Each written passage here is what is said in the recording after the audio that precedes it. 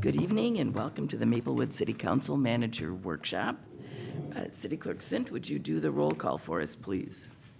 Councilmember Villavicencio. Here. Councilmember Cave. Here. Councilmember Juniman. Here. Councilmember Lee. Present. Mayor Abrams. I am here as well, thank you. And if you missed our EDA meeting, this is what a change of the season cold sounds like at the tail end. It is laryngitis. I am not contagious and I do not have COVID.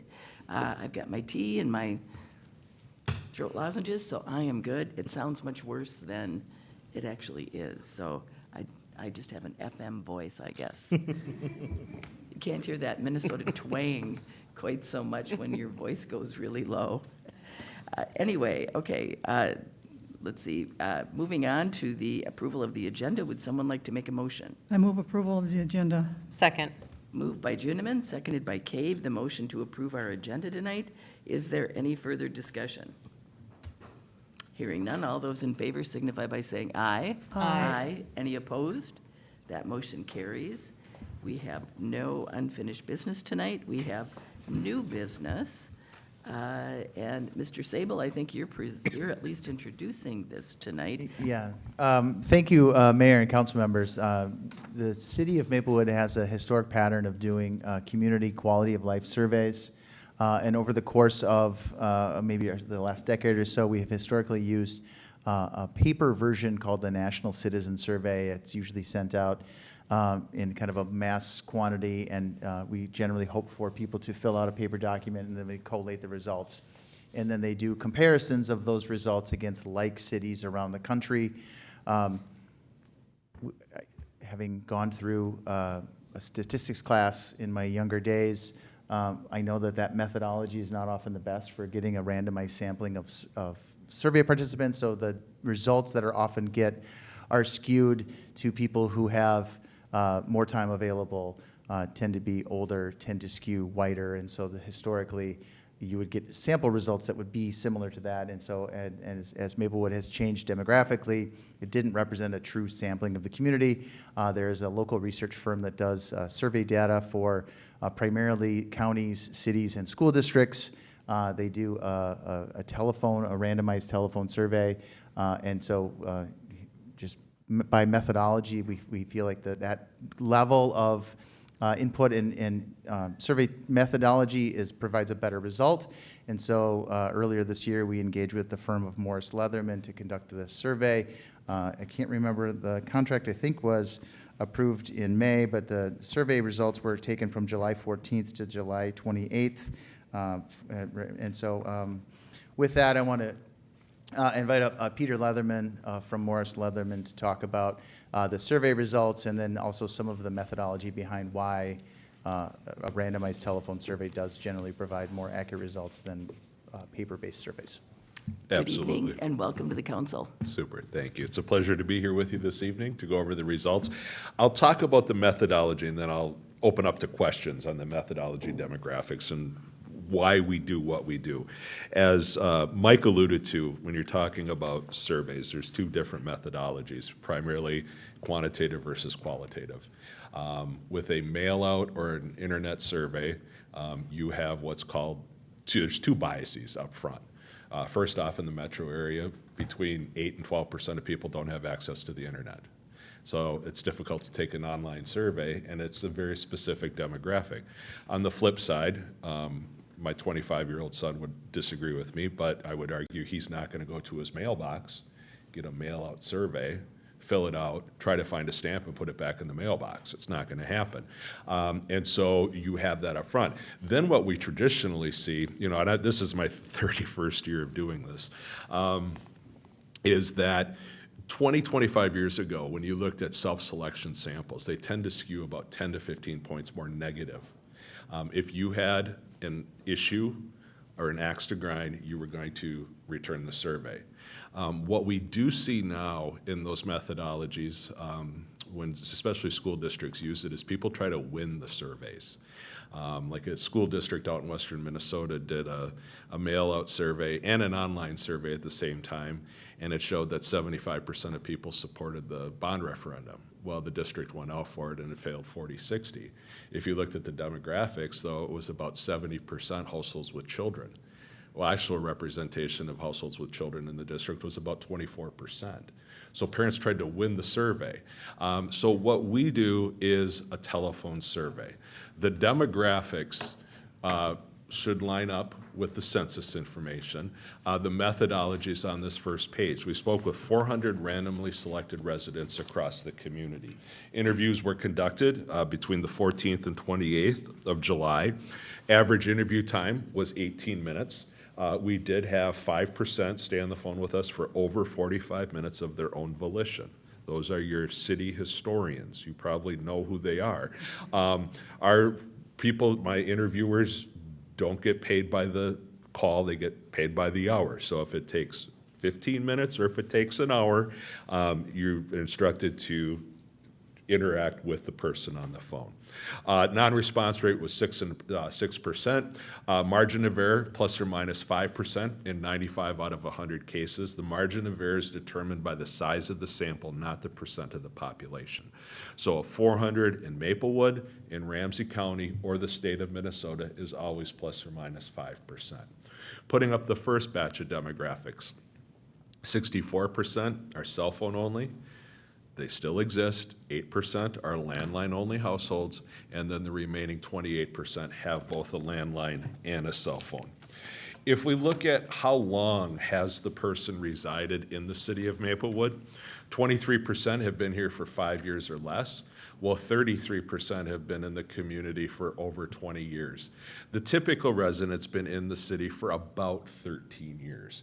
But you have 43%, 10 years or less, 33% over 20 years. You have a little bit equal amount of what I call the newcomers and the settlers in the city. The transitions happen, it's tipping a little bit more to the newcomers, but the settlers are still a third of the community. The age, 43% are over the age of 55, while 19% are 18 to 34-year-olds. A typical resident comes in just under 50 years old. 32% have a person over 65 in the household, while 26% have a child under 18. Continuing, 71% are homeowners, while 29% are renters. If we look at the ethnicity, 54% indicate white, 22% Asian Pacific Islander, 11% Black or African American, 9% Asian, 4% indicate multi or biracial. And then women outnumbered by men by 2% in the sample. And for the sake of the geographic distribution, and I'll produce crosstabs for the city, so we can look at you can look at households with seniors versus households with children, homeowners versus renters, but then on geographic location. Just for clarification, looking at the map, the north is made up of precincts 5, 6, 7, and 8. The central is 1, 2, 3, 4. And the south is 9, 10, 11, 12, 13, is how we cut the city. Now, people will always ask, do you ask the person what precinct they live in? Nobody knows what precinct they live in. From the sample that we generate, it's a database. I tell the computer, the database, give me 400 residents. It has it labeled with what the precinct is so we could know how to classify the person.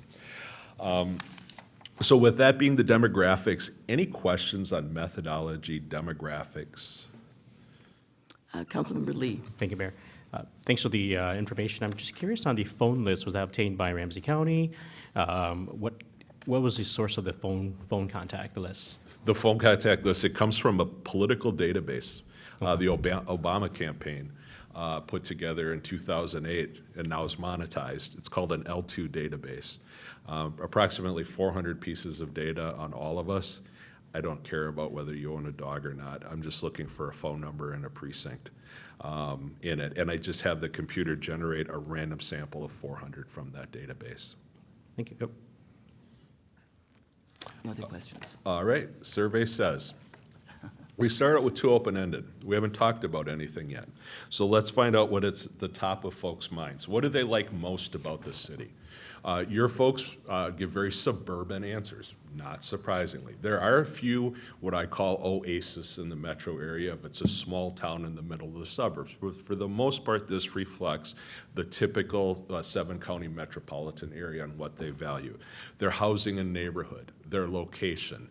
You do have friendly people in small town aspects. So you have about 1 in 4 that are reacting to those small town attributes. Good schools, safe, close to job, parks and trails through the list. So it is suburban things that they value. What's the most serious issue? And first off, when I look at this chart, does anything hit 25, 30, 35%? Are 1 in 3, 1 in We 4 have people? one question Oh, yes, before you move go ahead. on. Actually, 2 questions. What does scattered mean? Scattered are responses that are less than 2%. So idiosyncratic things, there are some interesting things that come up, and we just collapse them down into that category if it's less than 2%. Okay, Councilmember Cady. Just a question. When you're making a phone call, do people just give you these random answers, or are you soliciting No, questions? these are open-ended, these first 2. So they can tell us anything. Some people will tell us 5 things. Okay. What gets coded is the first thing on the top of their mind as Okay. what's the most serious or what do they like most. Okay. So I have a person that goes through all 400 and collapses the open-ended down into categories. Okay, thank you. Yep. So on the most serious issue, does anything hit 1 in 3, 1 in 4 people coalescing around a response? You do not have that. You have 4 items in double digits. The top 2 are not surprising. Though rising crime for a first-ring suburb, you're about half of what we're typically seeing over the past 3 years at 16%.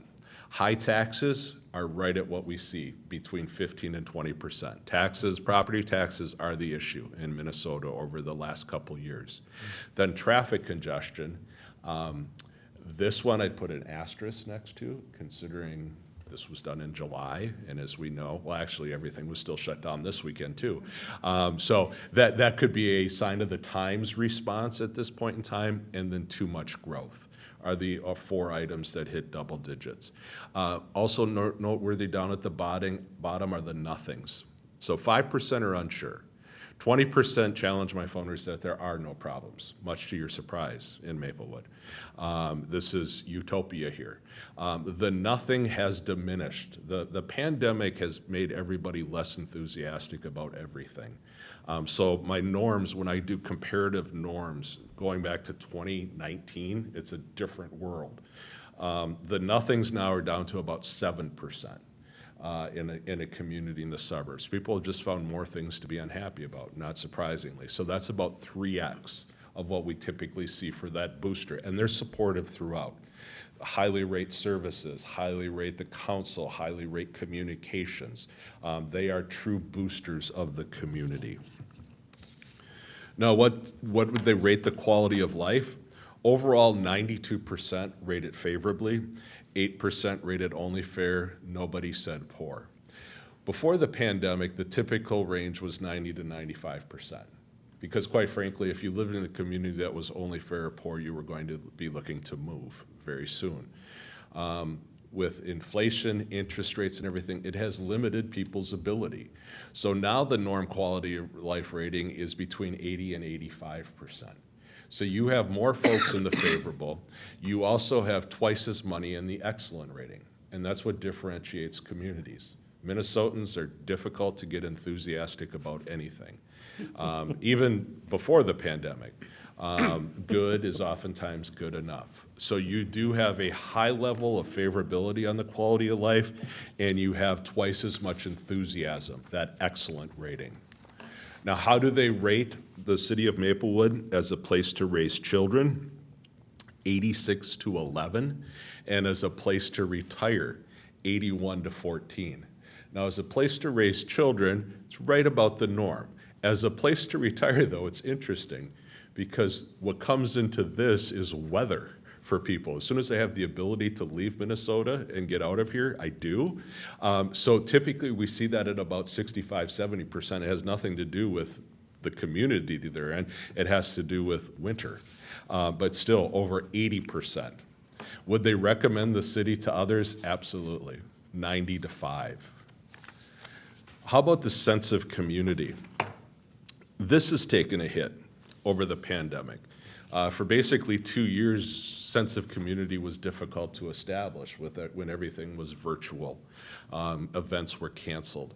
The 86% is very strong right now. It has started to recover coming out of the pandemic, but still the norm is at 75%. So it's about 10 points higher for that sense of community in the city of Maplewood. Do they feel accepted, valued, and welcomed in the city? Absolutely. 96% agree with that statement. What's currently missing? This is open-ended. They can tell us anything. We collapse them down into categories. And this tells me there's nothing missing, okay? You don't have anything that hits 10%. For those of us that are old enough to remember old stereos with equalizers, where you were fine-tuning the sound, that's kind of where the city's at. It's not like something is way off in the distortion. It's just fine-tuning, whether some people are looking at sidewalks, some more police, some traffic enforcement, some streetlights, what have you. There's no major deficiency that residents are reacting to when they think about what's missing in the community. We went through and looked at the value, the importance of 7 characteristics. And we asked folks, is it very important, somewhat important, not too important, or not at all important? Well, first off, the red, I just combined the not very and not at all because there's so few people saying not very or not at all. And I differentiated between the very and somewhat, so you can get a sense of intensity, because the lowest level of importance you have is 88%. But you can see a hierarchy on where folks' value is if you look at the very important versus the somewhat important. And not surprisingly, it's public safety and it's schools. Then it's parks and trails, public transportation and shopping opportunities, recreational opportunities and programs, and community celebrations. So it gives you a prioritization, keeping in mind that they're all important in the minds of residents. So that's what they value. How do they rate the city of Maplewood on those characteristics?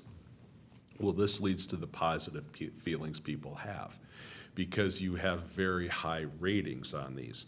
So on the top, parks and trails, 94%, schools, 87%, public safety, 84%, shopping, 79%, community celebration, 77%, public transit at 66%.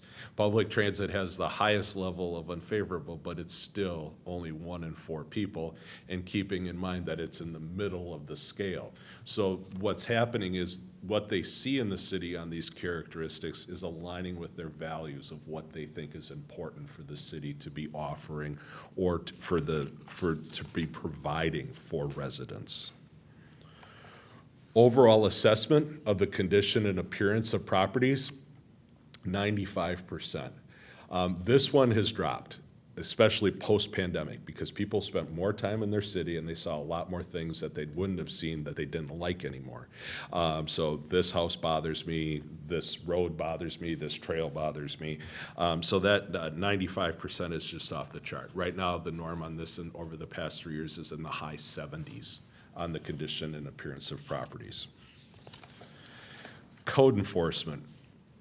I don't know what you've done here, but this actually probably goes back to the previous slide with the high level of support.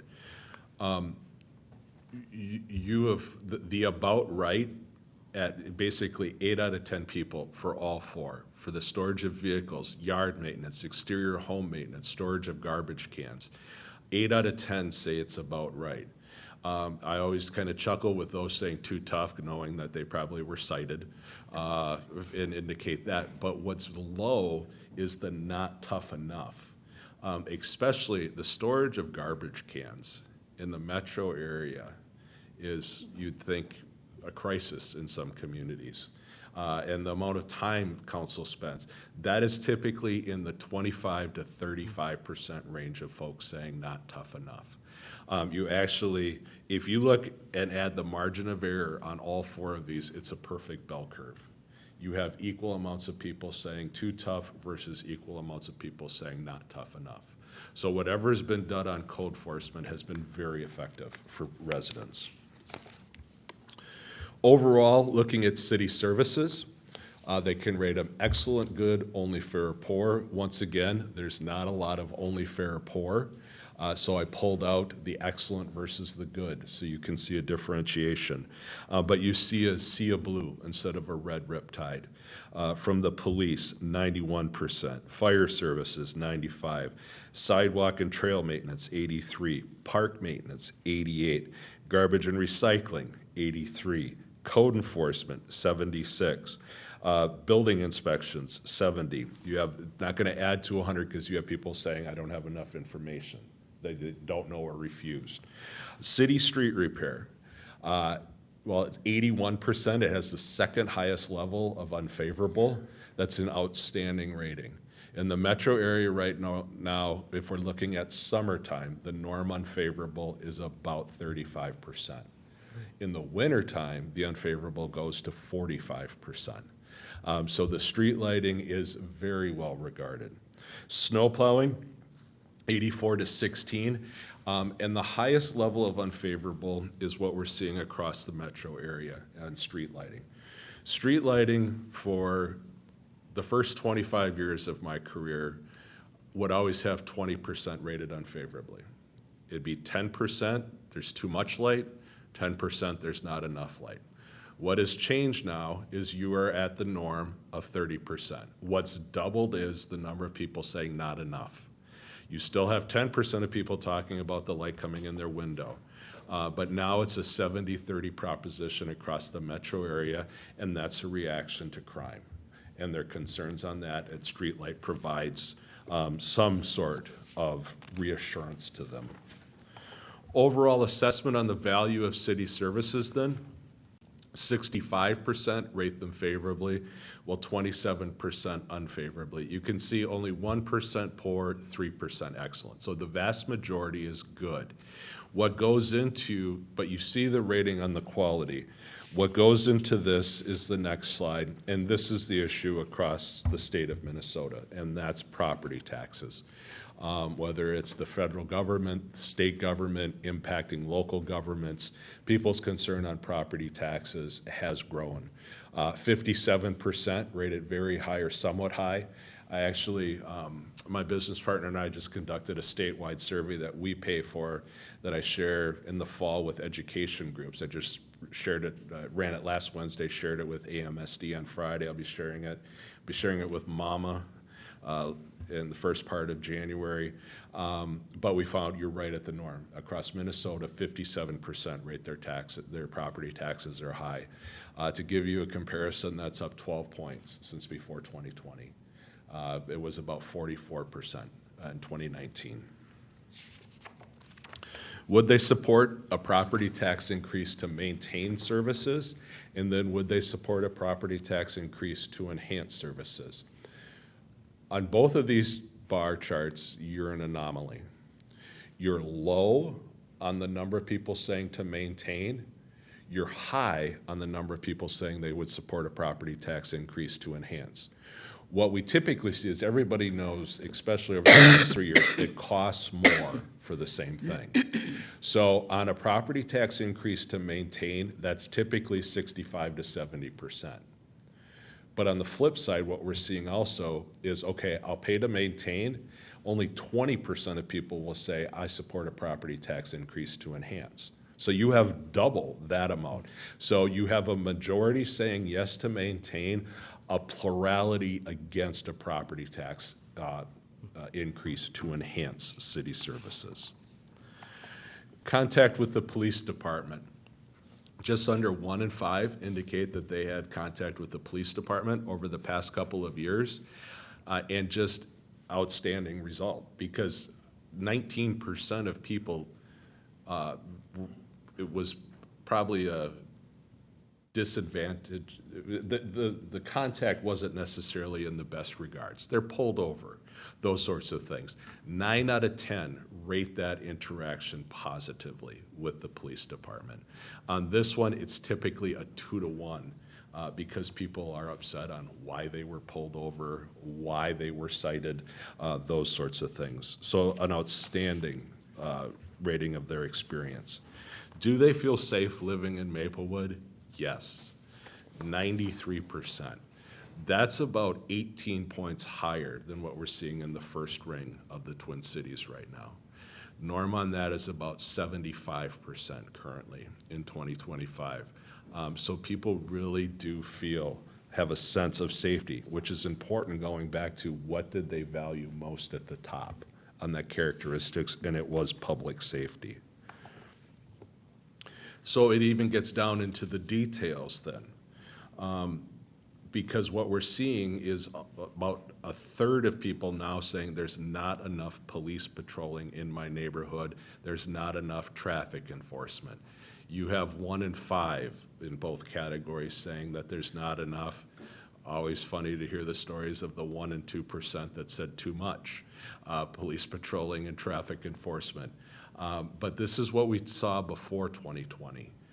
You do not have that growth of people saying, I want more police patrolling or traffic enforcement. Public safety concern, if we take out Minneapolis and St. Paul, the #1 issue in the metro area is reckless and dangerous driving. Doesn't matter if I'm in Brooklyn Park, Minnetonka, or now in Maplewood tonight. Reckless driving leads your list. This is open-ended, and 1 in 5 point to that. Everything else is in single digits. Residential theft to youth crime, gun violence, all of those. But you do have 1 in 5 at the bottom, 20% that say there are no public safety concerns. In the metro area, the norm on that is about 5% right now. So I don't know, it really is impressive what's been done, but people do feel safe in the city of Maplewood, especially when I do comparisons across the metro area. Can they have a say about how things are run? 53% said yes, 24% said no, and 23% are unsure. The 24% that say no is right in line. What's high is the unsure. And so this actually, it goes back to like 2021 when I'd ask this question, and people say, I don't know, I don't tune into Zoom meetings or any of those sorts of things. So it's not that they don't feel empowered, it's probably just more awareness of opportunities to have a say. Because you do have the normal amount of people, about 1 in 4, saying, I can't have a say, which is always, Minnesotans have a difficult time differentiating between having your say and having your way, in a sense. Mayor and city council, the knowledge of the work of this council and mayor, 60% indicate a great deal or fair amount. This is life in a fishbowl, because the norm on this right now is about 35%.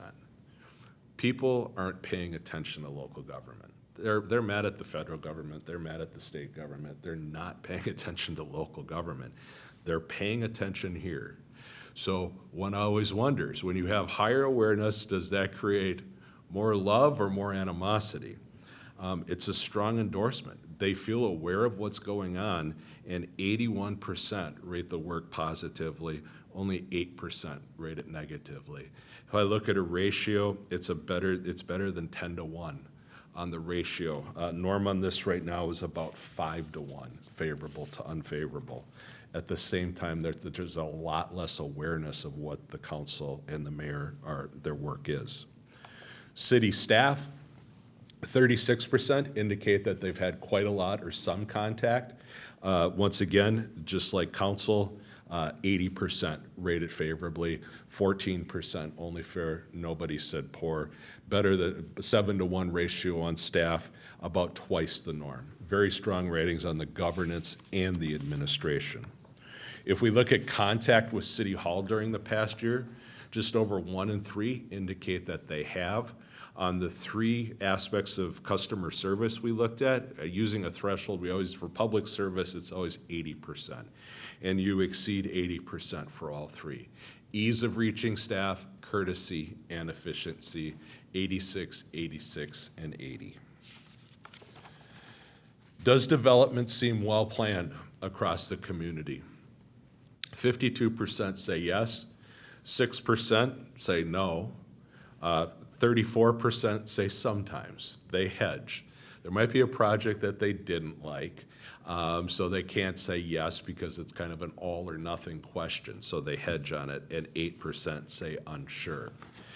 If we look at some specifics on development, first off, we broke out the homeowners, keeping in mind this is 71% of the sample indicate that they own their home. Would they be interested in a city program for remodeling and home improvements? 58% indicated they are either very or somewhat interested. So on this one, you're not going to have 58% participate if you offer it. There's always a gap from intention to behavior, okay, with the specifics of the details. How much money, how much, all of the timing involved, all those sorts of things. So typically what you tell a client is you take half of the very interested and a quarter of the somewhat interested will actually follow through from intention to behavior, which would put it right at about 1 in 5 homeowners would be potentially interested in that sort of program. Would they support financial incentives to attract development?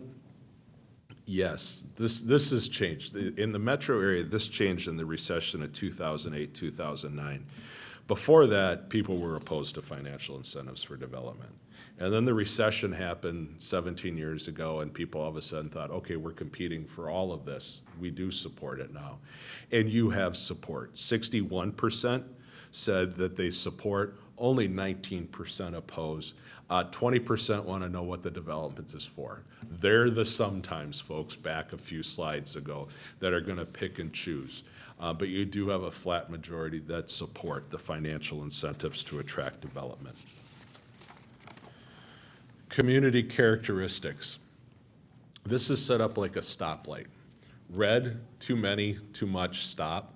Green, not enough, bring that in. Yellow, about the right amount. If we go down the bottom half of the chart, what I call, the non-housing parts, characteristics of the community, you can see it is pretty balanced, from jobs in light manufacturing. Restaurants actually skews a little bit too many. You're one of the few communities that actually skews with saying there's enough restaurants. Retail establishments, service establishments, and entertainment establishments. The gap tips a little bit too much to too few. Where's the gap, though, more pronounced? If we look at condos, if we look at affordable rental units, it's a 21-point gap.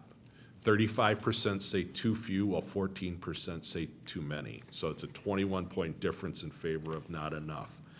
21 point on condos and townhomes. 33 on affordable starter homes. Move-up housing and executive high-end housing, it tips to too much. Assisted living, a 12-point gap. One level housing for seniors, a 19-point gap. So if you're looking at the themes, it is the life cycle housing concern.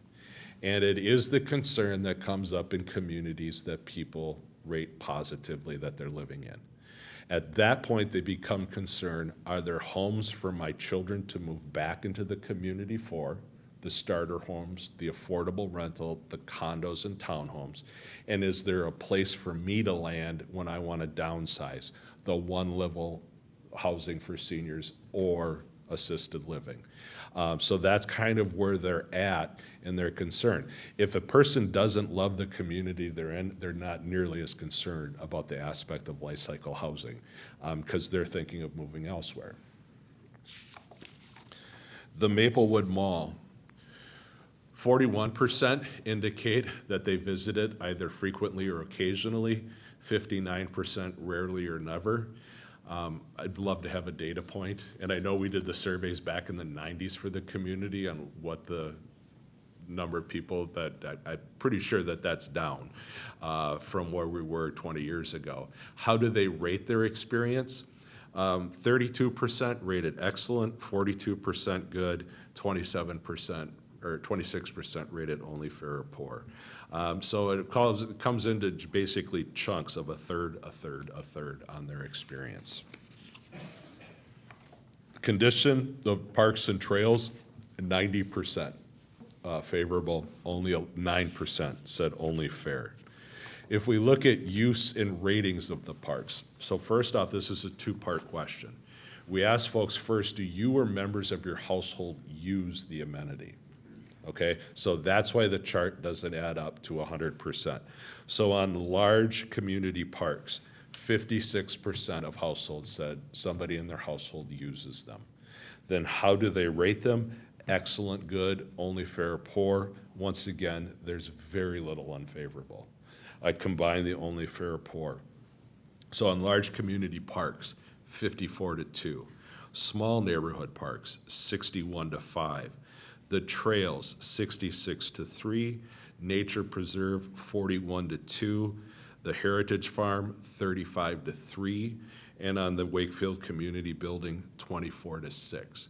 If we take out the community building, you have 90% or higher favorable on every component, normalized for those that use the facility. The community center, once again, be interested to look at the historical data, but I don't have the surveys from them. They're probably on a floppy disk somewhere in the 90s. For those old enough to remember a floppy disk. 64% indicate that they have not used the Maplewood Community Center. 19% indicated that they used it as a visitor, while 17% indicated they or someone in their household were a member. 3 statements of value on whether it is an important asset to maintain. On the community center, 76-3. On the farm, 73-4. And on the nature center, 75-3. Very strong sentiment in the community that it's an asset to maintain. I was curious on the 20, 24, and 23% that said they're unsure. The common theme through all of those, if I tell the computer to do an answer tree, what are the demographics, what are the other answers that feed into it? They're less than 10-year residents and they're renters on whether it's important value as an asset to maintain. Can I ask a question? Yes. In terms of 64% of people that you surveyed not going to the community center, but then if you look at whether or not people believed, those same people, whether or not they believed it was an important asset, 76% of people believe that it's an important asset. So I'm trying to kind of grapple with that. And what I was thinking, do people view it, though, as an important asset because it's a regional asset? They may not themselves go, but I mean, I don't, how do we reconcile that? No, I think it's like an overarching. It's like the school system. I might not have kids in it, but it's an asset. I might not use the trails, but they're an asset to the community. So it's not about their own personal use, but does it go beyond their own personal use to whether it's a value or important to have in the community? Okay. Which actually speaks, when you think about it, to your point, only 1/3 of residents are using it, and 76% indicate that it's an important asset to maintain. Yeah. Councilmember Lee. Thank you, Mayor. Do you have the demographic breakdown of the community center, the farm, and the nature center? What that looks like in terms of where they support, where they sit? I can break it down with the crosstabs. I don't have it with me tonight, but absolutely that'll be part of the report and in the crosstabs. Okay, thank you. Yep. All right. Would they support a property or a tax increase? It's not couches of property, just a tax increase. Oh, I clicked it twice. There we go. For recreation improvements. 57% are persuadable, 10% would be for all, 26% are against all.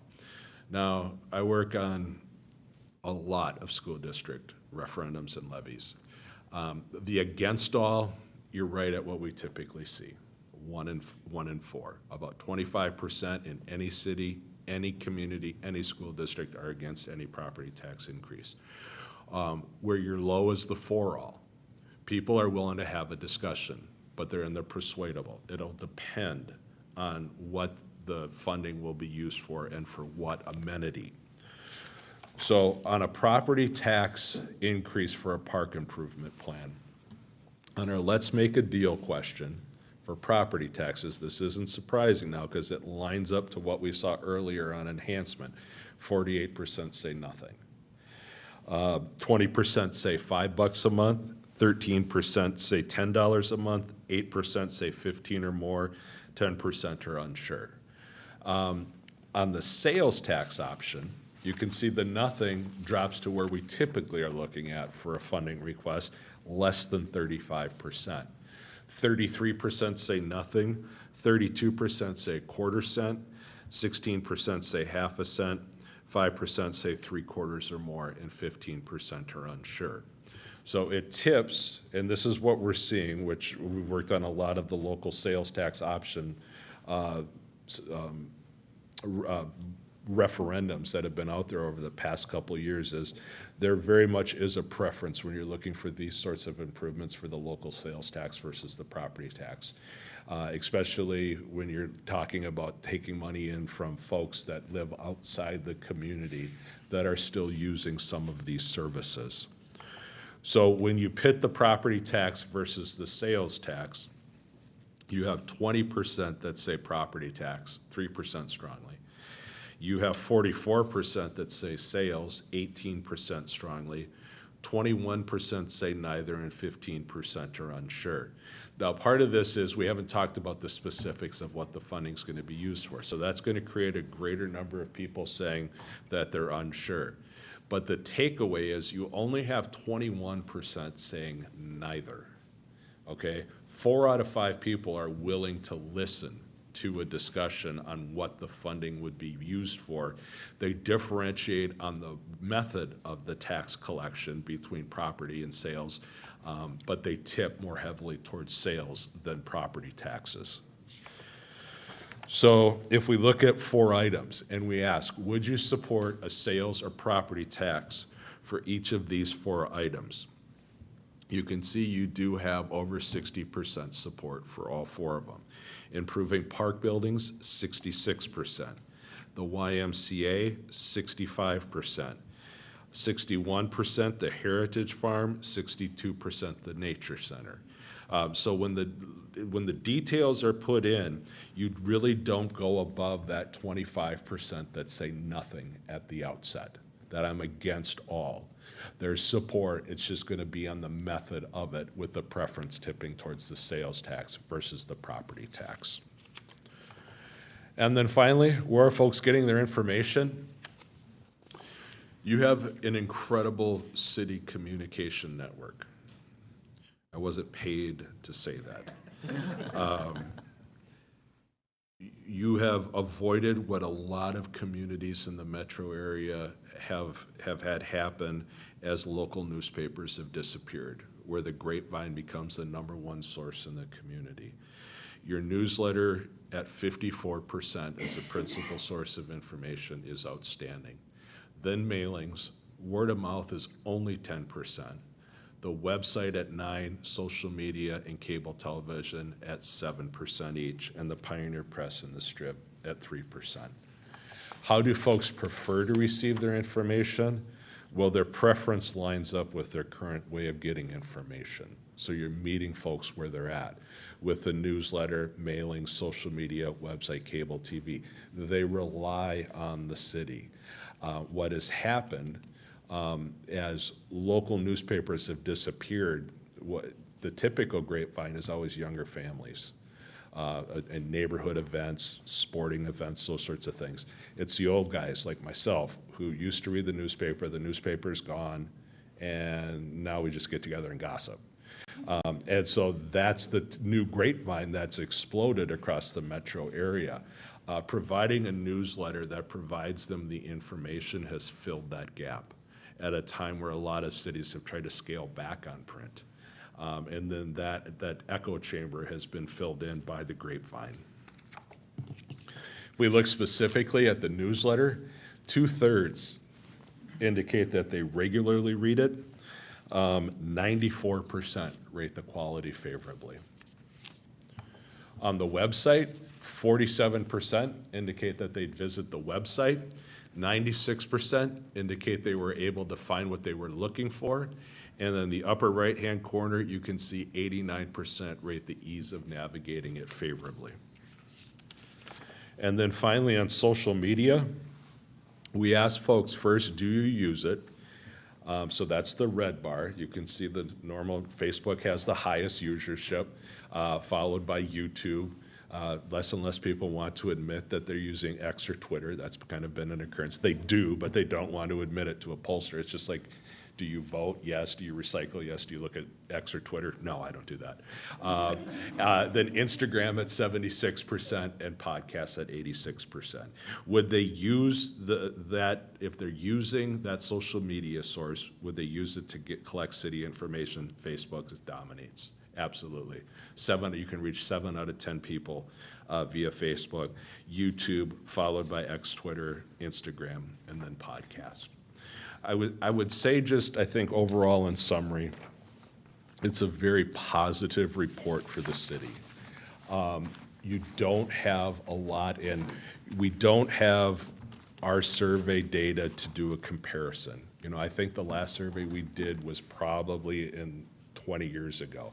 So I'm not going to put up a data point from 2004 and draw a line between here and 2025. That's not fair. But when we look at those key factors and where cities have seen declines, and how public sentiment and opinion has changed over the past 5 years, you don't have any of that. Was it there and it's regrowing? Has it always been there? I can't say. But it really is a strong position to be, where the city is not in a position where a lot of local governments are, where they have to change people's minds about how they feel about the government. They think something's only fair or poor. They disagree, they disapprove. Your challenge going forward is, how do you move more people from good to excellent? Which is a much easier place to be. You don't have to convert people. You just simply have to make them feel more strongly than they do today. So I'd be happy to answer any questions you have. Thank you for this excellent report. Staff and council members, I think what it says is that we are doing a lot of things right. And it's nice to have that validated. I have to say that my time on the council, this is the most comprehensive survey that I have seen, and I find it very encouraging. Council members, anything else you want to say? Councilmember Cave. I just want to thank you. When I went through it by myself, I was like, oh, we're not doing too good, really?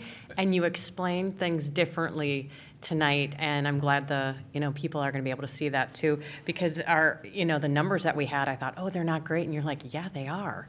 Because, so your explanation of things and where we stand in other, compared to the norm also is much higher. I'm so pleased. It's like from staff, and we feel it here, but to see it out in the community even more, by doing that random calling, yeah, I think this has been the best survey. Not only the results, but the information you got for us. Super. I Has been appreciate great. that. So thank you. Thank I you. think it will really help us as policymakers, because we do have, some issues coming up in terms of the sales tax, and is that something that we need to do? We're going to be taking a tour of some of our buildings, taking a look at that, and this will help us make much better informed decisions. So thank you very much. Councilmember Lee. Thank you, Mayor.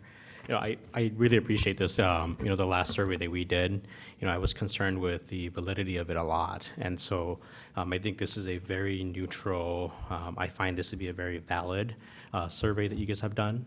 When I look at it across the board and looking at the sharing your methodology with us, I think that's important. I think the methodology makes a big difference in how 100%. community respond to surveys with government. People are always afraid of government. So when I look at this, it's a legit one for me. It's valid for me. So thank you for providing this. As the mayor said, I think for decision making, this is a great tool for us. It's a great tool. So thank you for this.